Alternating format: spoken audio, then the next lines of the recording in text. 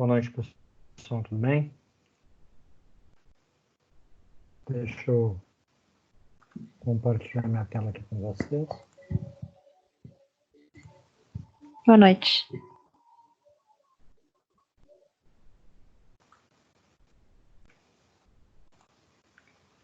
Bom,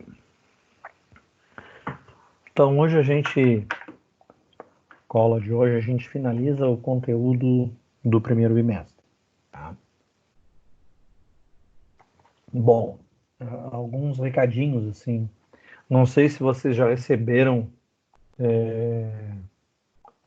via portal do aluno, tá? Mas nós, um tempo atrás, nós conversamos em termos da manutenção ou não das avaliações do primeiro bimestre. Tá? E a companhia resolveu fazer a manutenção das avaliações. Tá? E quando é que essas avaliações vão acontecer? Elas vão acontecer de 20 a 24 de abril. De que forma? Tá? Nós, os professores, vamos montar atividades, tá?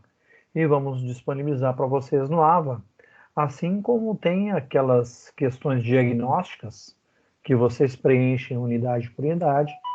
No portal de vocês vai estar um link ali exatamente da prova do primeiro bimestre. Tá? Então, semana que vem a gente vai revisar todo o conteúdo do primeiro bimestre, isso em todas as disciplinas, porque essa semana a gente literalmente encerramos nas disciplinas do conteúdo. E semana que vem a gente faz a revisão. E na outra semana, de 20 a 24, então serão realizadas as provas. Então, a questão vai ser disponibilizada para vocês, as questões que os professores vão disponibilizar para vocês, elas vão estar habilitadas no AVA de vocês a partir do horário da aula. Tá, mas quanto tempo eu vou ter para fazer essa questão, professor? Essa questão vai estar disponibilizada pelo período de 24 horas.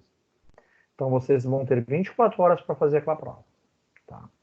Fim dado este prazo, a questão fecha e é enviado para o professor fazer a correção. Tá? Então, isso vai acontecer em todas as disciplinas. Então, o interessante é que vocês não deixem acumular avaliações de uma disciplina para outra. Vocês entenderam? Tranquilo? Beleza. Tranquilo. Vocês não se preocupem que não vai ser nada de loucura, tá? Nada de... Vai ser, na verdade, eu acho até que vou fazer umas questões teóricas acerca do que a gente viu até aqui, por exemplo. Tá?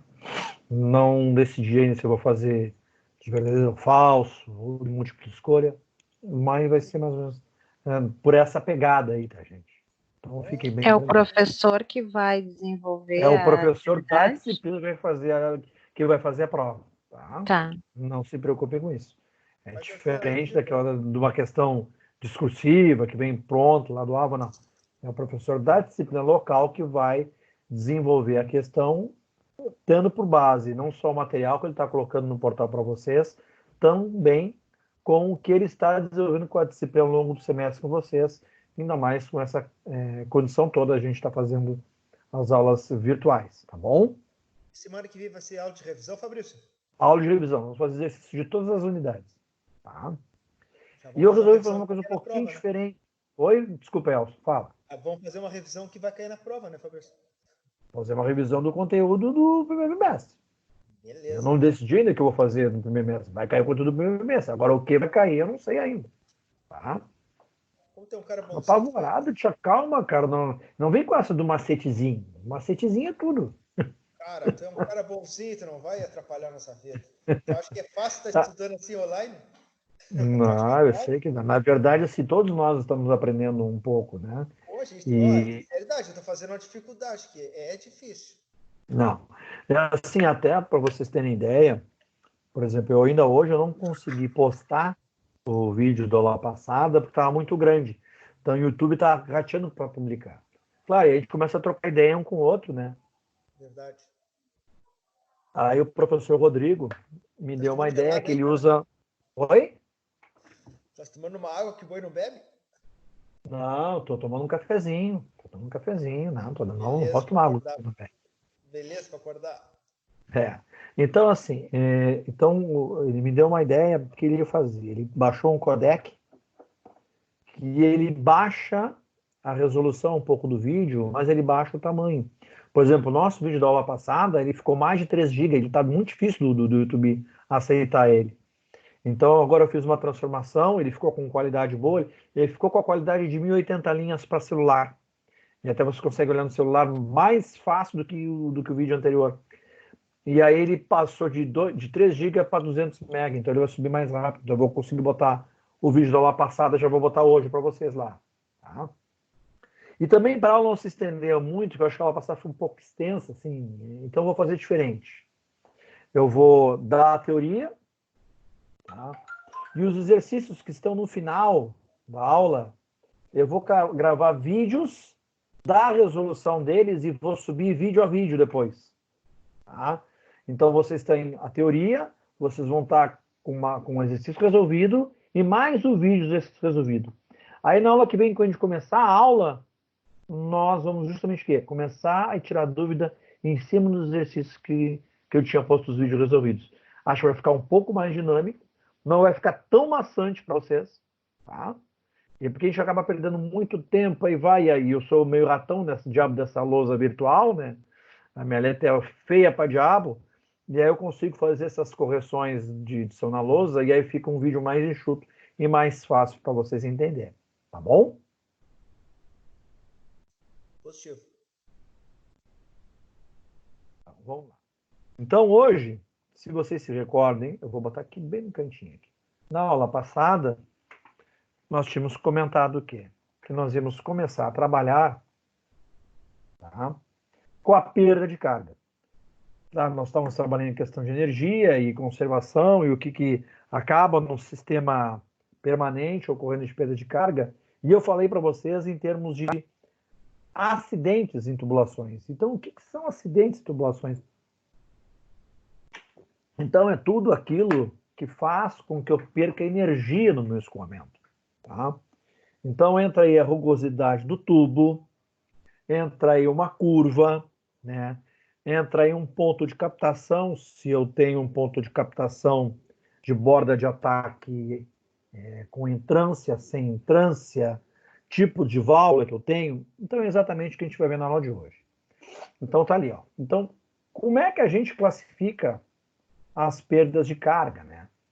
Então, a perda de carga, que a gente diz que ocorre em um escoamento interno, ela é definida, então, como energia perdida, ou seja, então, é como se fosse uma carga dissipativa de energia dentro do meu sistema. Então, essa energia faz com que o fluido perca energia, e essa energia, a gente pode fazer uma análise, como, por exemplo, no circuito elétrico, como se nós estivéssemos em um duto, ou em um conduíte elétrico, diversas lâmpadas de resistores impostas ao longo do meu circuito. Então, se eu tenho, por exemplo, um circuito ligado em série, se eu vou ligando lâmpadas de potências e de resistividades diferentes, eu vou acabando o quê? Diminuindo a minha corrente que está disponível ao longo do fluxo do meu fio. Isso também ocorre na tubulação. Então, ali, ó, o próprio espessura, a rugosidade da tubulação, as válvulas e as curvas, tudo ocasionam isso, tá?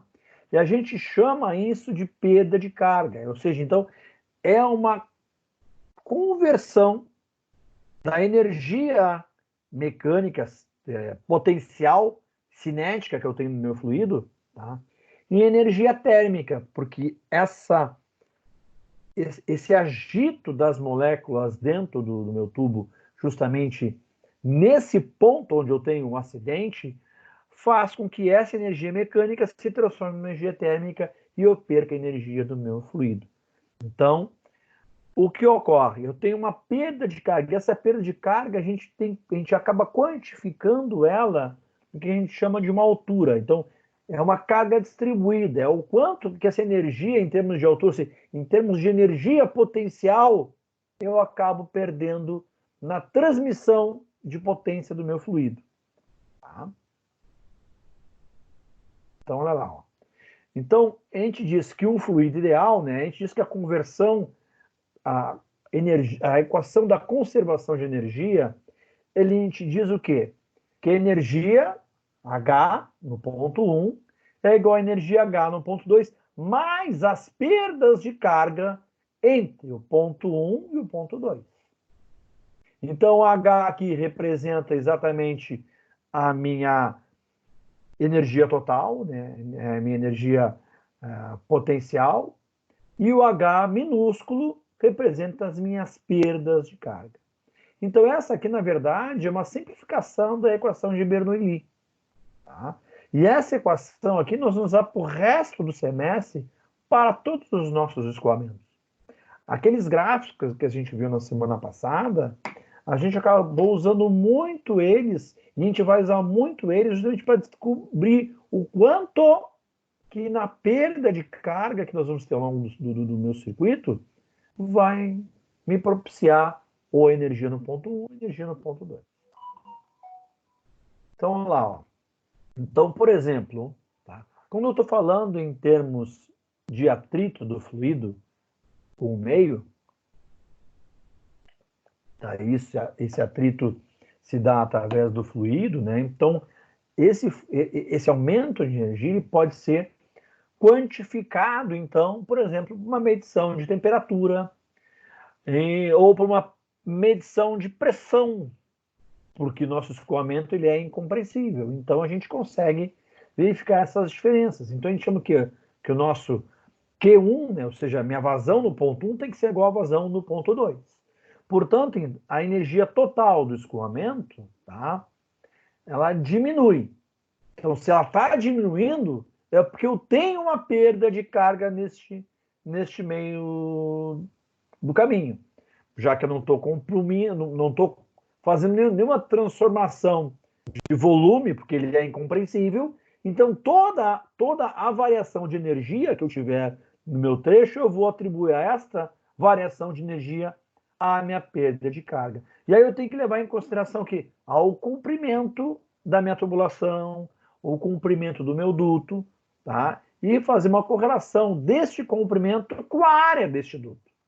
Então, é exatamente aqui. Então, o meu diferencial de pressão, eu vou chegar que vai ser 128 vezes a viscosidade dinâmica, vezes o comprimento da tubulação, vezes a vazão, pi, o diâmetro hidráulico da tubulação elevado na potência 4.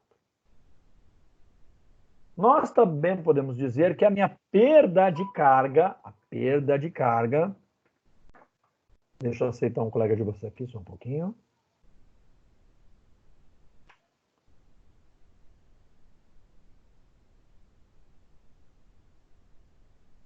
Oi, Alexandre. Boa noite, tudo bem?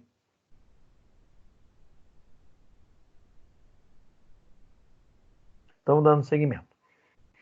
Então, a gente pode dizer que a perda de carga do escoamento é dada, então, pelo somatório de todas as perdas de cargas que nós temos ao longo do nosso sistema hidráulico.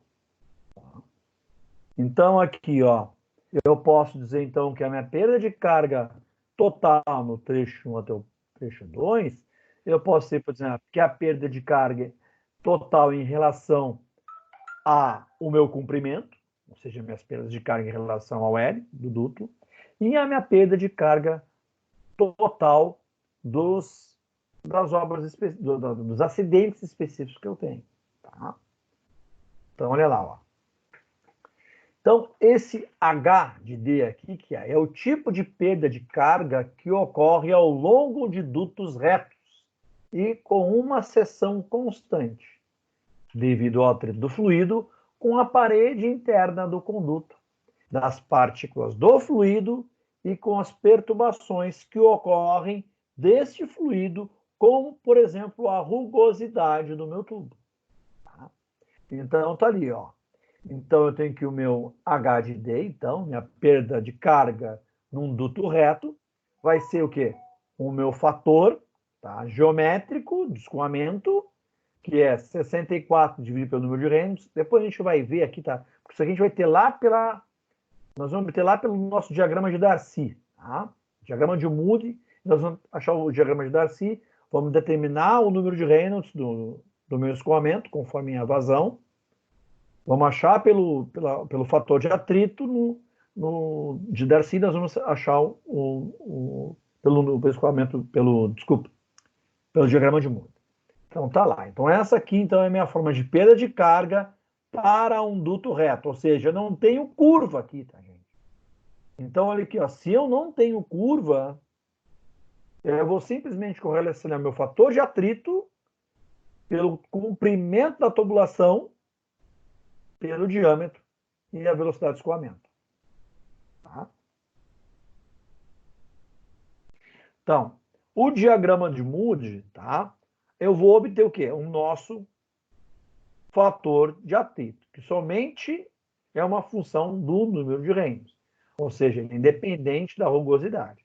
E, portanto, tem que a função, ou seja, a correlação entre o fator de atrito e o número de Reynolds, ela é sempre inversamente proporcional. Então, vamos para o próximo. Deixa eu pegar o diagrama de Moody aqui, ó. Então, o número de Reynolds está sempre no eixo X, tá? E o fator de atrito está sempre aqui, gente. Bom, aqui, ó, na parte à direita superior do diagrama de vocês, eu tenho o comportamento do meu fluido. Então, aqui eu tenho um escoamento laminar. Aqui eu vou ter o quê? Rugosidade de tubos lisos. E aqui eu vou entrar aqui em região rugosa, tá? E comportamentos turbulentos. Aqui eu vou ter aqui a região de transição. E aqui eu vou ter comportamento turbulento. Então, na faixa, ou seja, ó, na minha faixa de número de Reynolds, ó, abaixo aqui, ó, de 4.000 ou 5.000, ó, para o número de Reynolds de 5.000, eu tenho que ter o quê? Um fator de atrito na faixa entre 0,7 e 0,8. Se eu tenho o número de Reynolds, por exemplo, na faixa de 3, para ele não ficar na minha zona de transição aqui, ó, então eu vou ter que ter o meu fator de atrito abaixo de 0,3, de 0,3 até 0,08. Tá? Vou voltar à tela anterior. Diagrama. Então, o diagrama de Moody, que a gente estava olhando aqui, né, ele coloca exatamente esses fatores que foram calculados, né, do atrito, do fator de Darcy, e utiliza esses fatores numéricos para exemplificar umas certas suposições. Eu posso chutar determinados números de Reynolds para um escoamento, por exemplo, que eu não conheço, e eu vou fazendo cálculos chegando à aproximação do meu comportamento real do meu fluido. Tá? Então, beleza. Então, o que a gente chama de perda de carga localizada, tá? Então, são aquelas perdas que ocorrem, então, pelo atrito e o que a gente chama de gradiente adverso da pressão onde ocorre o fluxo do fluido. É o que a gente chama que atravessa as singularidades do nosso sistema. Então, na prática, o que isso traduz? Que são, então, entradas e saídas de tubulação. Então, toda entrada e saída de tubulação, gente, eu considero como um acidente. Eu vou ter uma perda de carga ali. Expansões ou contrações, graduais ou bruscas, independentemente se essa expansão é uma expansão gradual ou se essa expansão é uma expansão muito abrupta, ela vai ter um fator de atrito. Curvas, tanto de raio longo como de raio curto, vai ter fator de atrito. Cotovelos, T's, tá? Válvulas abertas ou parcialmente abertas. Vou trazer assim, para uma questão mais do cotidiano, assim, de repente, vocês não viram isso em indústria, mas em casa é passível de vocês já terem visto isso. Quais são os dois tipos de válvulas, ou vou dizer o popular, de registros que se tem em uma residência. Agora eu quero a opinião de vocês. Vocês estão recordados quais são os dois tipos de válvulas que nós temos em residências? Quais os mais comuns de nós usarmos em residência? De gaveta? De gaveta, tá? E o outro tipo? Oi? Fecha rápido. Tem aquele de quarto de volta e tem o que a gente chama assim, que é o de pressão, né? Então, claro, que o de pressão pode ser com quarto de volta ou ou aquele de curso fixo, tá? Que geralmente são três voltas que tu dá nele, tá? O que basicamente eu consigo diferenciar entre esses dois tipos de registros, tá? O de gaveta, gente, ele serve para bloqueio do fluxo. Isso é a mesma coisa que nós usamos na indústria, tá? Ou seja, qualquer um dos dois registros, eles me causam uma perturbação no fluido e uma perturbação na tubulação. Tá? Mas o registro de gaveta, ele foi dimensionado e construído para ele funcionar ou totalmente fechado, onde ele está bloqueando o fluxo, ou totalmente aberto, aonde ele está permitindo o fluxo. Ou seja, o registro de gaveta, ele não é um registro que ele é preparado para o controle da vazão em um ponto da tubulação. Para isso, nós utilizamos os registros, chamamos os de pressão. Podem ser dinâmica ou de 4 voltas. É aquele, então, para a gente diferenciar, o registro de gaveta é aquele que a gente utiliza como um registro geral da casa ou do apartamento. Aquele que a gente fecha, por exemplo, ou quando a gente vai viajar, ou para fazer uma manutenção, por exemplo, tá? Na tubulação residencial. E o registro de pressão é um registro que eu necessito para ter o meu controle do fluxo. Por exemplo, então, quando eu utilizo nos chuveiros residenciais, que eu tenho um controle do fluxo de água. O registro de gaveta, como ele tem só o abrir e o fechar, ele me causa menos perturbação na minha tubulação. Que eu vou ter só um comportamento, ou aberto ou fechado. Bom, o meu registro de pressão, ele vai me causar perturbação no meu fluxo conforme o percentual da abertura dele, ok? Então, quanto mais aberto, mais ele permite que o fluxo passe sobre ele, menos perda de carga do fluido eu tenho. Quanto mais fechado, quanto mais atarrachado ele chega ao próximo fechamento total dele, mais ele está interferindo no fluxo e mais ele me causa perturbação. Por exemplo, mas professor, eu posso utilizar, no caso de um registro de gaveta, numa tubulação onde eu não tenho, onde eu usaria normalmente um registro de pressão? Até pode, né, que vocês vão ter um custo muito alto de manutenção. Como ele não está dimensionado para esse modo de trabalho, com certeza ele vai causar o quê? Como ele só estava preparado para trabalhar em modo fechado ou aberto, quando tu deixar ele no meio do caminho, ele vai começar a vibrar. Então, além dele fazer justamente o bloqueio do fluxo, ele vai começar a vibrar. Então, ele vai causar mais uma perturbação na minha tubulação. E isso, a grandes pressões, pode interferir em todo o meu sistema. Mas a gente tem mais um monte de tipo de registros e de válvulas. Né? Nós temos válvula de globo, que é aquela válvula que é indicada para uso em tubulações de gás. Né? Nós temos outros tipos de acidente, que é os flanges tipo de raquete, e aí vai embora. Vamos continuar aqui, só um pouquinho. Então, vamos lá. Então, a perda de carga localizada, tá? Então, na verdade, uma perturbação brusca naquele determinado ponto. Então, a gente considera o que a gente chama de perturbação singular as entradas e saídas de tubulação, expansões e contrações graduais e bruscas, curvas, cotovelos, T's, válvulas abertas ou parcialmente abertas. E a fórmula de calcular é essa fórmula direto aqui.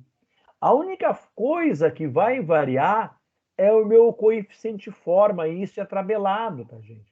Deixa eu admitir mais um colega aqui, gente.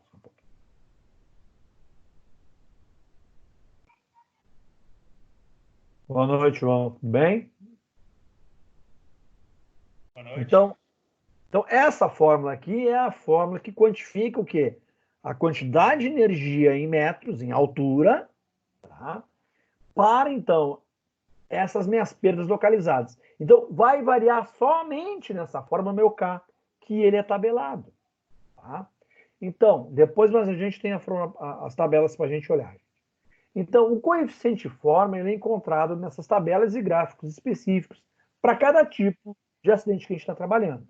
Tem mais um, só um pouquinho.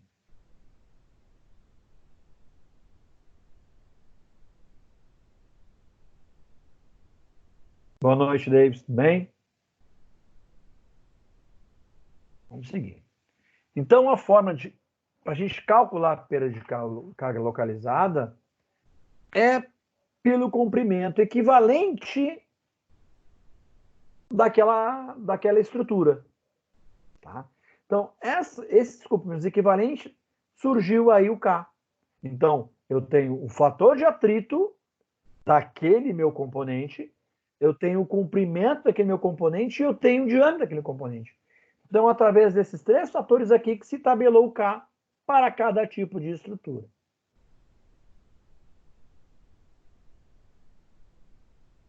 Boa noite, Bittencourt. Bem?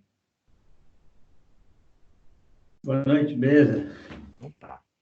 Então, agora, aqui então estão os valores tabelados para o tipo de entradas de tubulação, entradas e saídas, tá?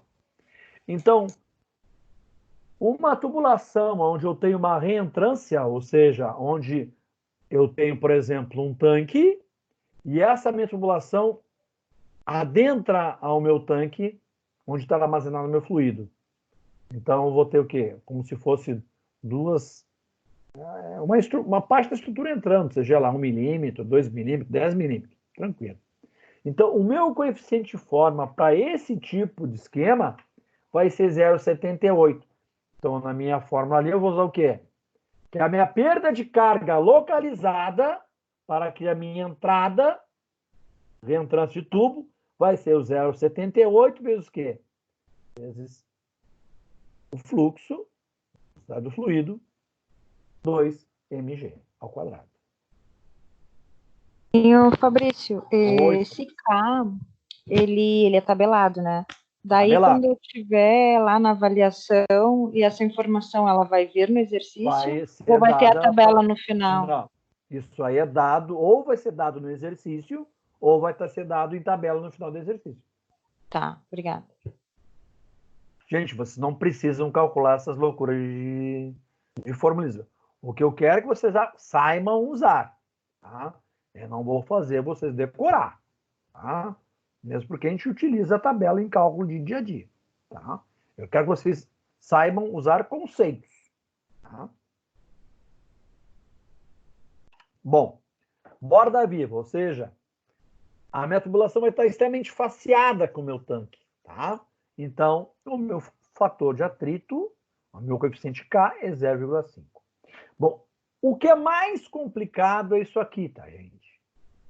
Se a minha borda é arredondada, ou seja, eu tenho o diâmetro da minha tubulação, tá?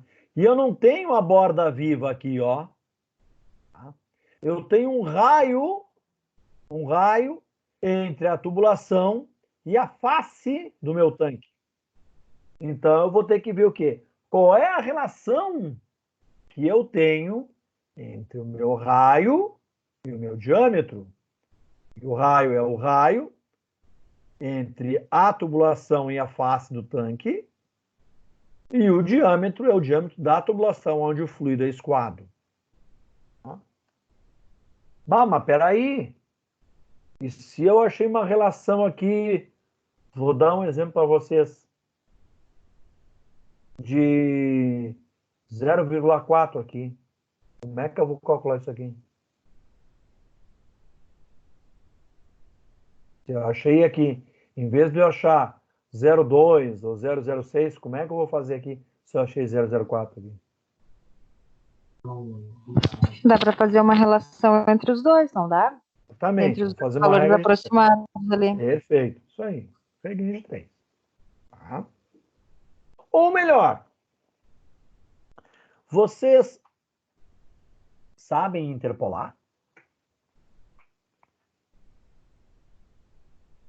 Ah, agora ficou sepulcral o troço. Não, saber, eu sei isso aqui, eu não lembro, faz tempo. Tá, Não Foi até sabemos, eu contigo não que eu sei. vi. Tá, vou mostrar para vocês aqui como é que se interpola. Tá? Vou pegar o meu querido e bonitinho.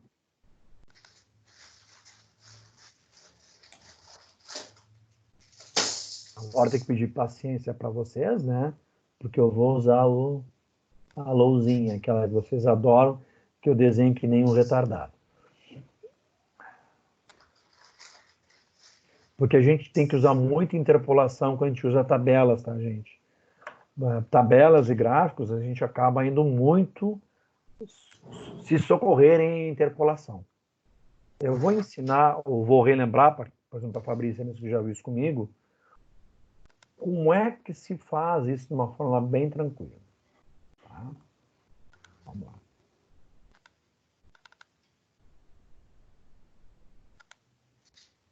Eu quero um quadro em branco, gente.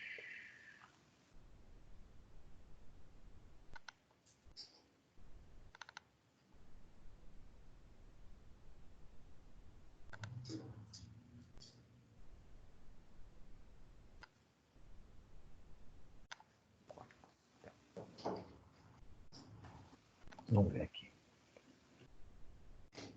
Então, vamos pegar os valorizinhos que nós tínhamos na tabelinha aqui, ó, tá? Então, justamente esse valor aqui, ó. Deixa eu ver se eu consigo copiar isso aqui.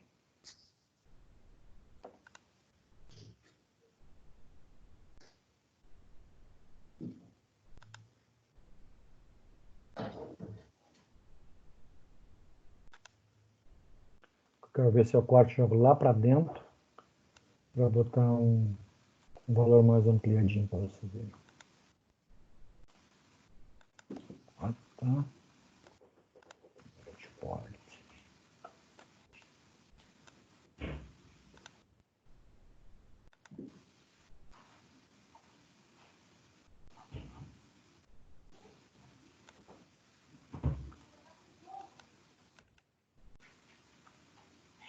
Tá.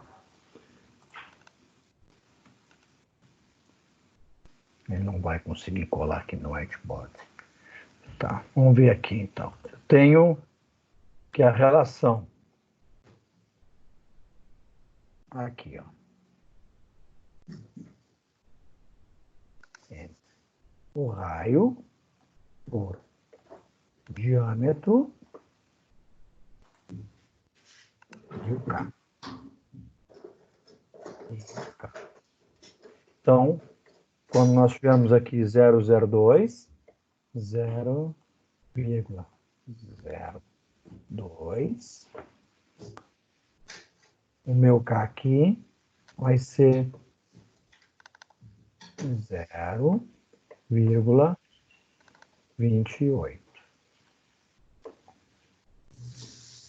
Quando o meu K for 0,06, meu K vai ser 0,15.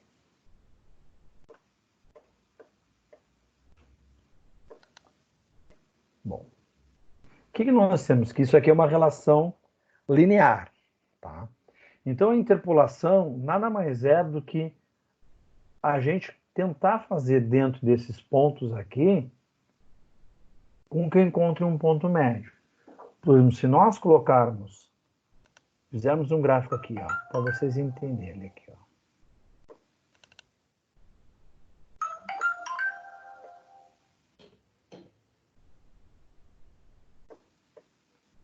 Então, x e y, tá? Onde nós colocássemos uns valores aqui, ó. X 0, x 2. Nós tivéssemos aqui o y0 e aqui o y2. Se nós dissermos assim, ó, que x 0, eu vou fazer isso com outra corzinha que fica melhor. Aí vai ver legal. Então, vamos pegar uma canetinha aqui, vermelha. Se x0 e xy se encontram aqui e x2, desculpa não estar retinho, tá, gente?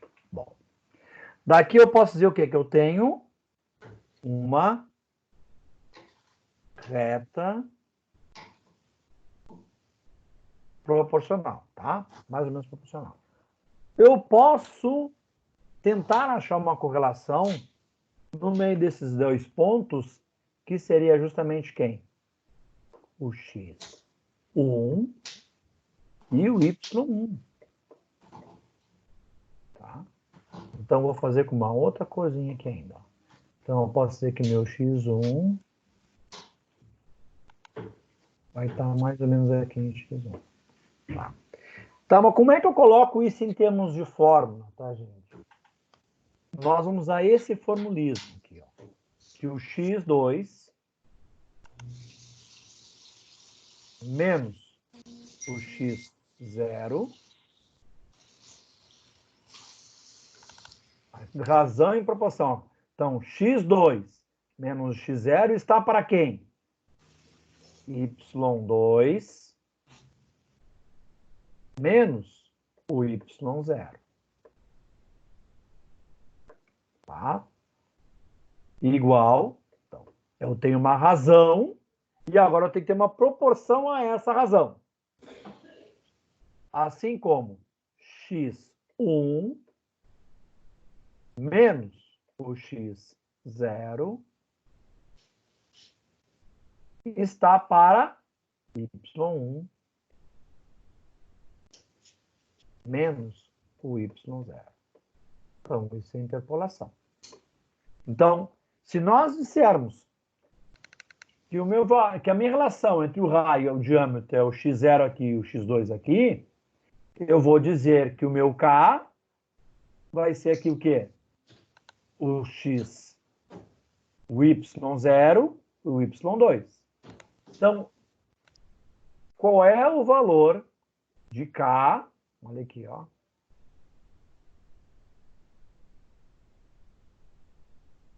Quando a relação raio-diâmetro igual a 0,04. Então, vamos pegar o quê? Ó? Vou pegar o meu x2, ó, que é o 0,06 menos 0,04 está para quem? Ó, 0,15 menos 0,28. Isso aqui é proporcional a quê? O x1, ó. O x1 eu tenho a relação aqui, ó. Então, 0,15 0,04 menos o x0. Quem é o x0? Ó, 0,02 dividido por quem? O x1 eu não tenho. Então, vou botar aqui, até eu vou botar um K aqui. Ó. Então, K menos quem? Eu tenho, quem é o y0 aqui, ó? 0,0... Oh, desculpa, é 0,28.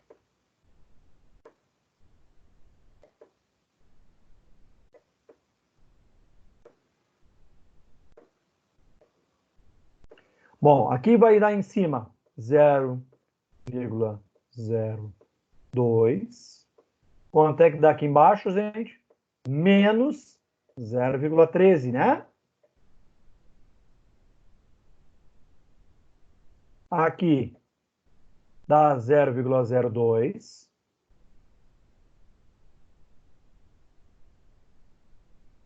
E aqui é o K menos 0,28. Bom. Operação algébrica, tá, gente? Ó, 0,3,02. Quanto é que temos?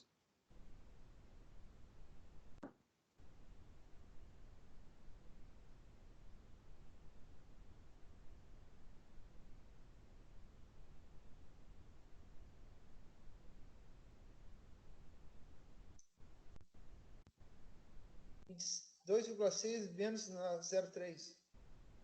Isso, eu vou botar... Tá. Eu vou ficar aqui, ó. Vou passar o K para cá, ó. Então, vou botar o 0,2 em evidência aqui, ó. Vou abrir um parênteses. K. Depois vocês vão entender por que eu estou fazendo isso.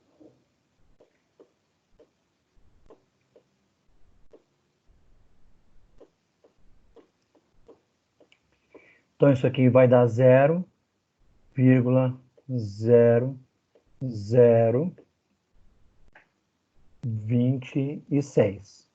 Ou 2,6 vezes 10 na menos 3. Tá, gente? Então, esse 0,2 aqui, ó, vem para cá dividindo. Vou dar um risco aqui. Então, K, aí eu vou tirar do parênteses já. Ó. K menos 0,28 igual a 0,026 divididos pelo 0,02. Isso aqui vai me dar, gente, botei aqui o K menos 0,28 vai dar 0,13. Tá? Bom.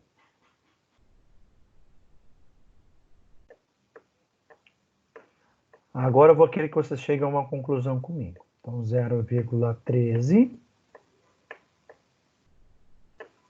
mais 0,28. Faz sentido essa conta que a gente fez?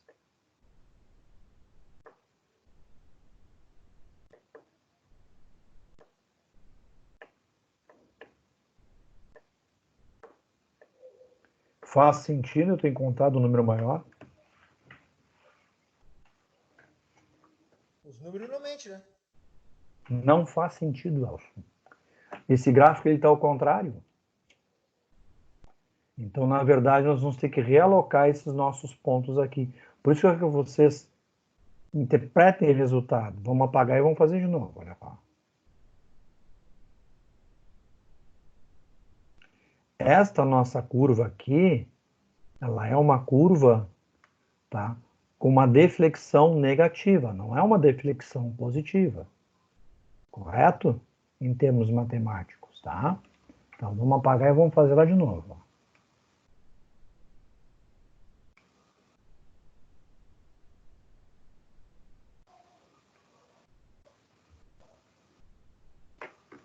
Então, olha lá. Ó. Então, na verdade... Deixa eu apagar aqui.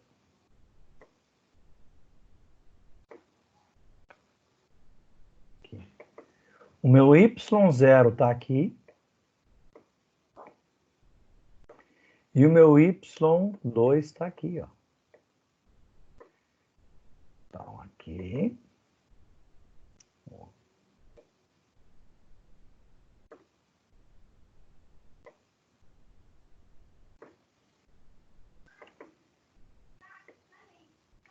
aqui. Então, eu tenho aqui, ó. Essa curva, na verdade, ela está assim. Tá? E, bom. Aqui. E o meu ponto... Opa.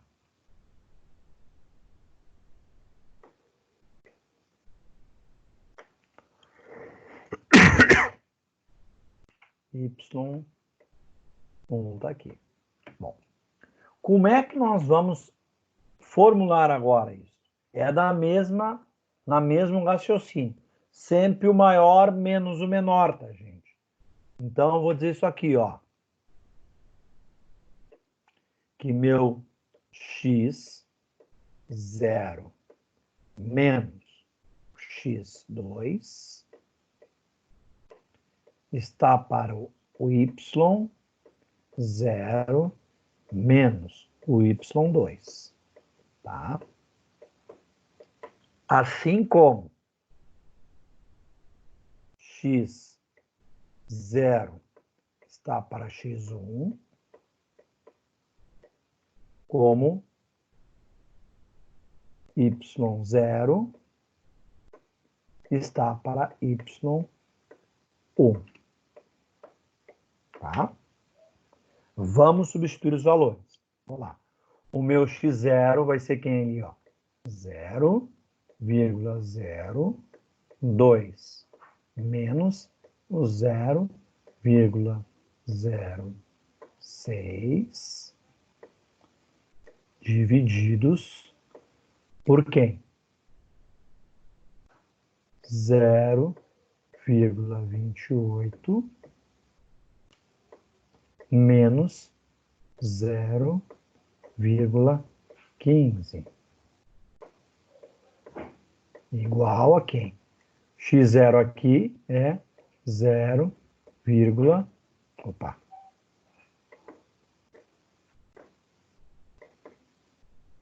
0,02 menos o x1, que nós não sabemos, dividido por quem?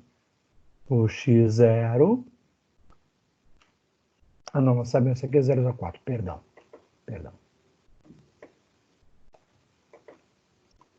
0,04. Agora aqui que eu não sei o valor. 0,28 menos o K. Aqui vai dar menos 0,4.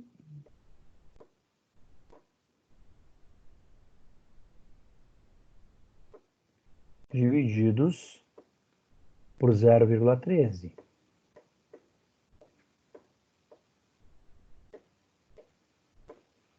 Aqui vai dar 0,02 negativo dividido por 0,28.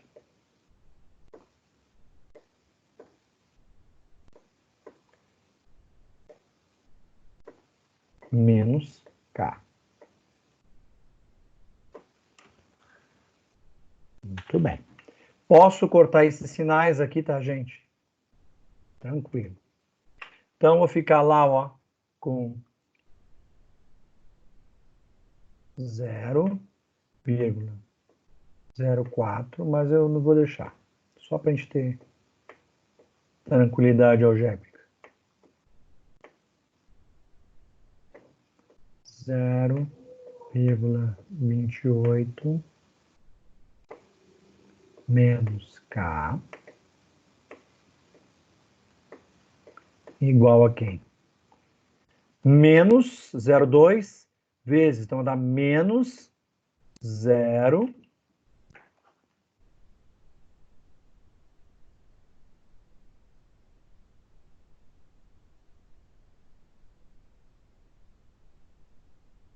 Aquele mesmo valor que nós tínhamos obtido antes, ó, 0.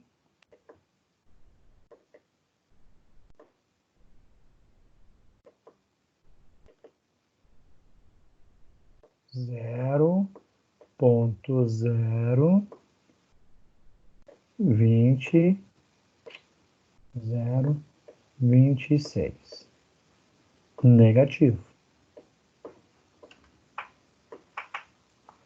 Então, vai dividir ponto 0026 dividido ponto 004. É ponto 04, desculpa.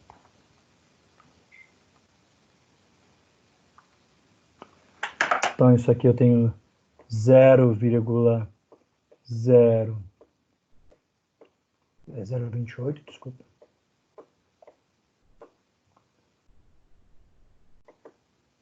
0,28 menos K igual a quem? 0,065. Bom, eu vou passar o K para cá, vai ficar positivo, e vou passar esse 0,65 para cá, vai ficar negativo. Então, eu vou ficar com K, olha aqui, ó, igual a 0,28 menos 0,065. Então, o meu K aqui, ó,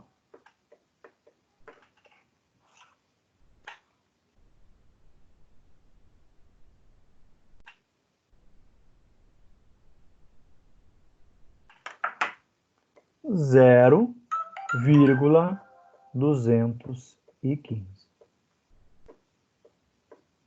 Tá, gente? Todo mundo compreendeu? Então, a gente tem que verificar justamente sempre do maior para o menor. Tá? Essa fórmula aqui vocês podem usar para tudo em termos de interpolação. Tá? Então, nós vamos usar tanto em tabelas quanto em gráficos. Tá? Vou voltar para a apresentação do slide atual. Vamos lá. Então, se eu tenho, ao invés de uma entrada no tubo, eu tenho o quê? Eu tenho as contrações ou as expansões graduais. E aí, em vez de eu fazer uma relação de raio e de diâmetro, eu vou ver a área das tubulações, tá? Então, exatamente do trecho onde ela começa, onde eu tenho uma seção constante, 1, para o trecho 2, onde começa a ter a outra seção constante, tá? Então, essas correlações aqui, eu vou chegar na minha proporção aqui e eu vejo que é exatamente qual é o meu fator que eu vou usar naquela minha forma, tá? Mesma coisa, se eu achar valores intermediários, eu posso fazer interpolação. Mas se vocês observarem aqui, ó, por exemplo, onde eu tenho as correlações entre a área 2 e a área 1 de 0,5, olha aqui, ó, eu vou ter valores muito próximos, então nem precisa interpolar aqui, tá, gente? Ó. Tá? Ó, 0,10 também, valores muito próximos. Ó. Na verdade, o que vai acabar tendo muita influência é quando eu tenho ângulos grandes. Ó. Que eu vou ter a área e vou ter a seção e vou ter o ângulo que essa área faz a inclinação. Tá?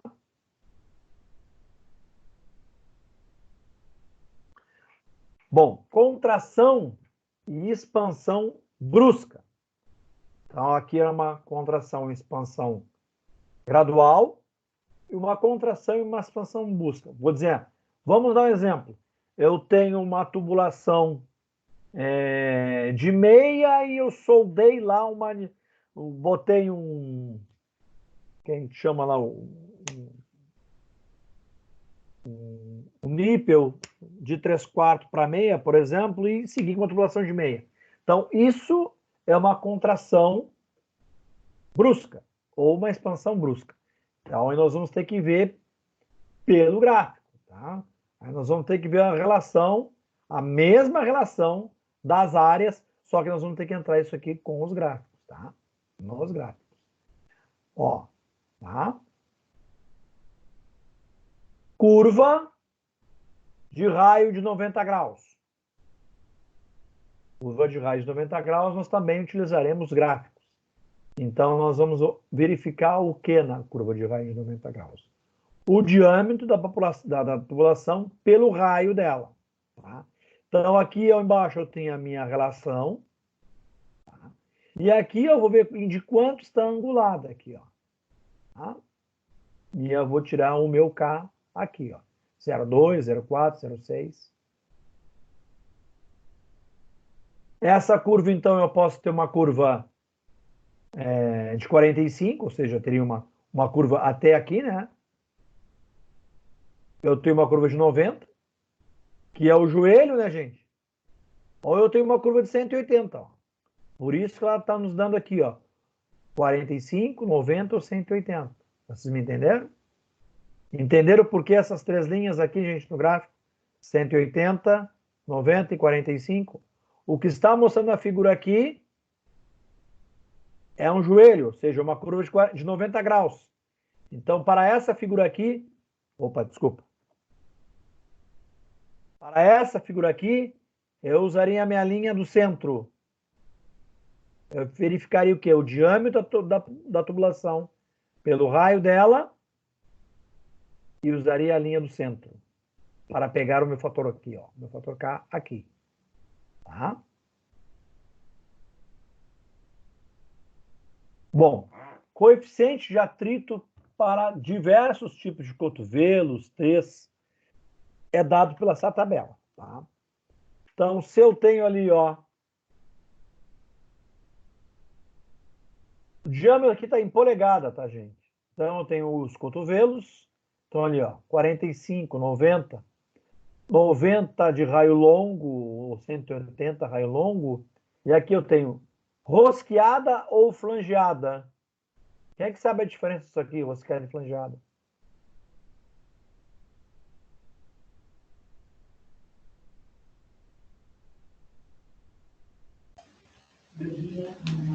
Rosqueada é uma conexão que ela vem com rosca, né? Tem uma rosca interna e uma rosca externa. E a flangeada tem duas peças que são aparafusadas, né? Aí tem que botar uma junta para fazer vedação. Beleza, Bittencourt, isso aí mesmo. Isso aí mesmo.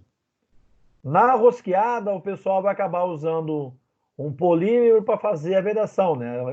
O mais utilizado é o Teflon, tá? Na flangeada, o pessoal vai usar mais, além de usar o parafuso, né? Vai usar ali o flange e vai usar, que vai fazer a vedação entre os parafusos para não ter o vazamento do fluido entre as duas peças, tá, gente?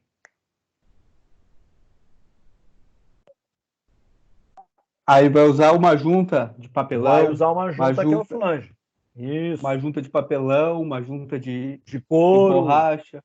Ou uma junta de diversos tipos de juntas, né? Que pode ser usada, grafitada. Isso, depende. Isso, depende do meu fluido, que esse fluido não vá atacar a junta, né?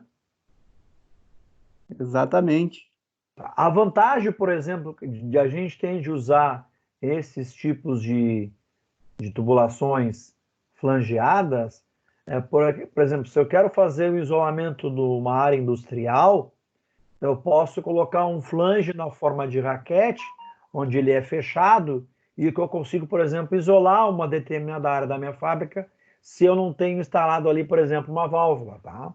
Claro, isso depende tudo de fatores de resistência do flange em relação à pressão que vai ser exercida sobre este, tá, gente?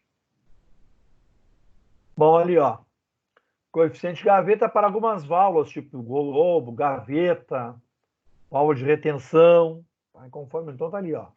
Mesma coisa, rosqueada e flangeada. 45, 45 normal, raio longo e raio normal de 90.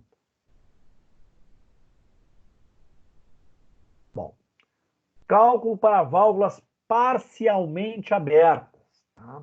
Então, coeficientes de forma, ou seja, o nosso K, para válvulas quando elas ficam parcialmente abertas. Então, nós vamos calcular, nós vamos verificar o quê? O H sobre o D, que é a fração da abertura da válvula, né? Então, o quanto que eu estou preenchido do meu diâmetro da válvula, tá?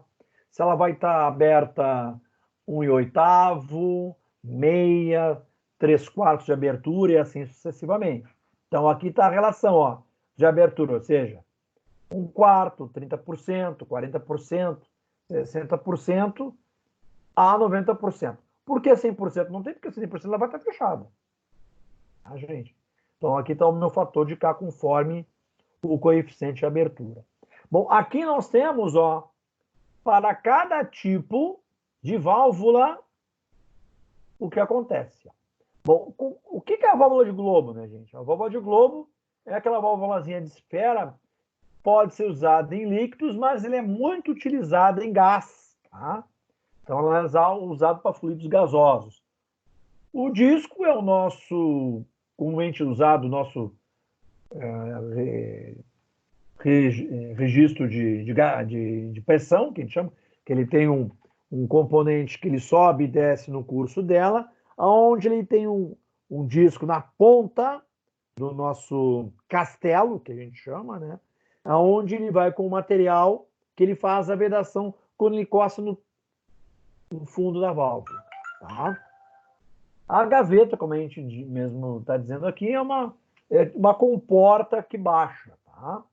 Então, se vocês observarem aqui, conforme a minha relação de abertura, eu vou ter a variação do meu fator de atrito, né?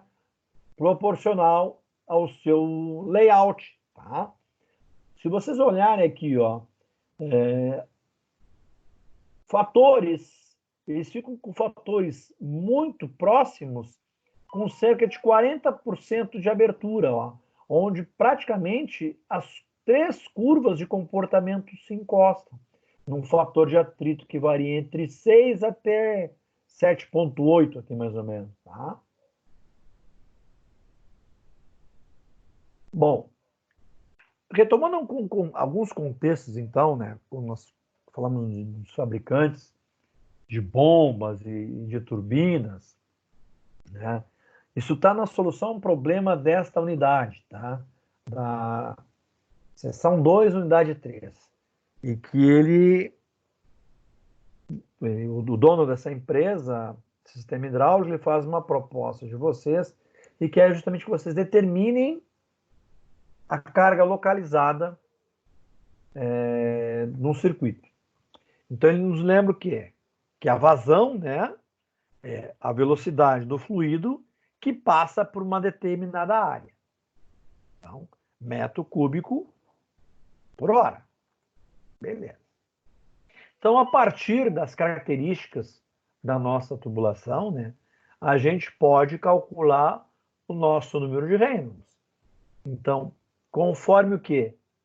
A viscosidade dinâmica do fluido, a minha o quê? Massa específica do fluido, a velocidade com que o fluido está na tubulação e meu diâmetro hidráulico da tubulação. Isso me dá o quê? meu número de Reynolds que eu vou utilizar. Bom, eu posso fazer a substituição da minha massa específica e da minha viscosidade dinâmica pela minha viscosidade cinemática. Tá?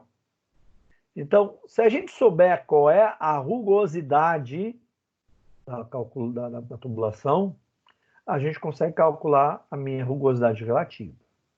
Tá? Com o número de Reynolds e a rugosidade relativa, a gente consegue entrar para descobrir o fator de Darcy utilizando o diagrama de Mood. Tá?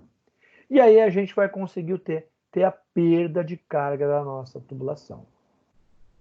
Tá? A perda de carga localizada, ela vai ser o quê? A perda de carga de cada um dos acidentes que nós tivermos na tubulação.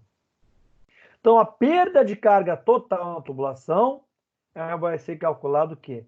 Pelo somatório das perdas de carga de cada instalação e o somatório da perda de carga que a gente calculou. Daqui, ó, pelo número de Reynolds. Tá?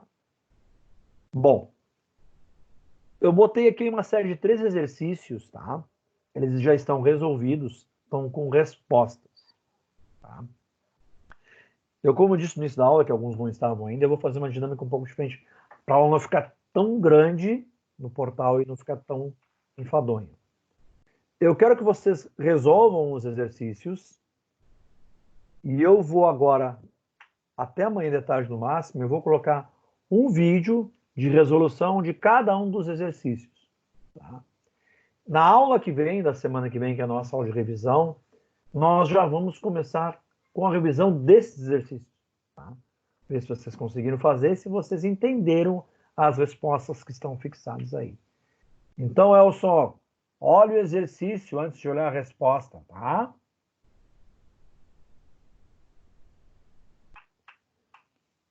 Tá bom, gente?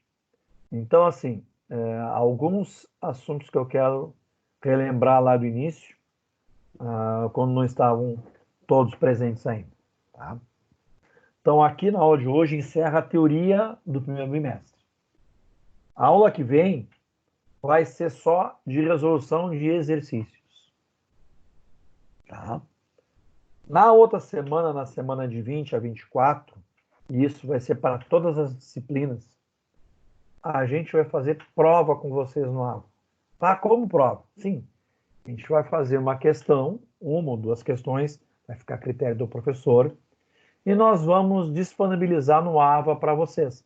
Assim como tem os materiais da atividade diagnóstica, quando vocês entram e aparece um questionário para resposta, nós também vamos fazer um questionário e vamos disponibilizar para vocês fazerem a resposta. E essa atividade será a avaliação presencial do primeiro bimestre. Tá, mas eu vou ter o horário de aula só para fazer? Não. Tá? Ela vai ficar disponível no portal 24 horas após o início da aula. Tá bom? Semana que vem, durante a aula, eu dou mais detalhes. Mas vai funcionar, então, nessa sistemática. Semana que vem, aula de exercícios, esclarecimento de dúvidas. E na outra semana, de 20 a 24, nós vamos fazer provas com todas as disciplinas, tá? Nessa sistemática. O professor vai colocar uma ou duas questões no AVA. Provavelmente ela será de múltipla escolha, tá? Ou de VOF. Bom, aí vai ser a critério do professor. Tá? E aí vocês têm 24 horas para responder. Vale 1000 pontos. Tá, gente? E aí depois a prova presencial do segundo bimestre, 4.000 a gente vai fazer, se Deus quiser, na unidade. Quem confecciona a prova é o professor que está dando a disciplina para vocês, não é do AVA, tá? Tá bom? Alguma dúvida? Fabrício, referente às atividades que tem ali na unidade 1 e 2, qual é o prazo para te entregar? Eu vou dar, porque eu tenho mais alguns exercícios para botar para vocês, tá? Claro que se vocês forem me entregando antes, eu vou conseguir corrigir, tá? Porque eu também tenho que botar mais atividades para pontuar o restante dos 1.000 pontos de vocês. Tá? O que eu vou fazer? Tá? Eu acho que eu vou colocar mais uma ou duas desses exercícios, que aí acho que eu publiquei 2 ou 3 atividades, né? Acho que foi isso, não foi?